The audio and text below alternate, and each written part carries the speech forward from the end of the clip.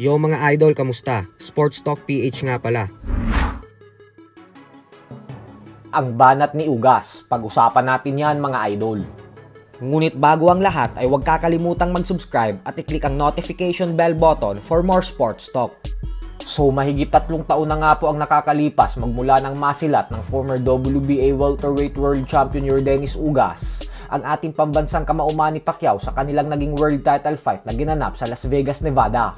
Subalit kung dati nga po ay nagpapakita ito ng napakataas na respeto kay Pacman, ay tila kabaliktaran nga po ang inaakto nito ngayon gawa ng bumanat ito sa kanyang latest interview. Ayon po kasi kay Ugas ay mahirap man daw paniwalaan, pero sa katunayan umano ay isa daw si Pacquiao sa pinakamadaling talunin na nakalaban niya sa kanyang buong professional boxing career.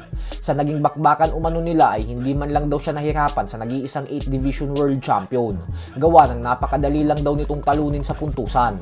Wala umanong kahirap-hirap para sa kanya na patamaan ng mga counter si Pacquiao kasi napakahina daw ng depensa nito. Pero ganun pa man nga po ay sinabi pa din ni Ugas na isang legendary fighter daw talaga si Pacquiao at na napakasarap umano sa kanyang pakiramdam na tumalo siya ng isang fighter na tinatrato bilang isa sa pinakamagaling na boksingero sa buong kasaysayan ng boxing. Subalit dahil umano tumalo siya ng legendary fighter na kagaya kay Pacquiao, kaya naman hiling ni Ugas na dapat umano ay mapasama din daw siya sa listahan ng mga legendary fighters ng boxing. Bukod dyan ay sinabi din po ni Ugas na bagamat edad na ng 46 years old si Pacquiao ngayong darating na December 17, ay pwedeng-pwede daw siya nitong tawagan kung gusto nitong magkaroon ng pagkakataon na makabawi sa kanya. Sa madaling salita po ay gusto ni Ugas na makipag-rematch kay Pacquiao. Bagay naman ang malabong mangyari dahil ayaw na din pag-aksayahan pa ng panahon ng ating pambansang kamao si Ugas. Para naman po sa mga hindi nakakaalam, ay magmula ng matalo ni Ugas si Pacquiao, ay sunod-sunod na ang pagkatalo nito. Binasag po ang mukha niya ni Errol Spence Jr., habang 2 beses naman siyang pinabagsak ni Mario Barrios sa huling laban niya. Sa kabilang banda naman mga idol ay madami nga po ang nagulat matapos sabihin kahapon lamang ng current undefeated WBA lightweight world champion Gervonta Tank Davis na ang taong 2025 na umano ay ang siyang magsisilbing huling taon niya na sa pagboboxing.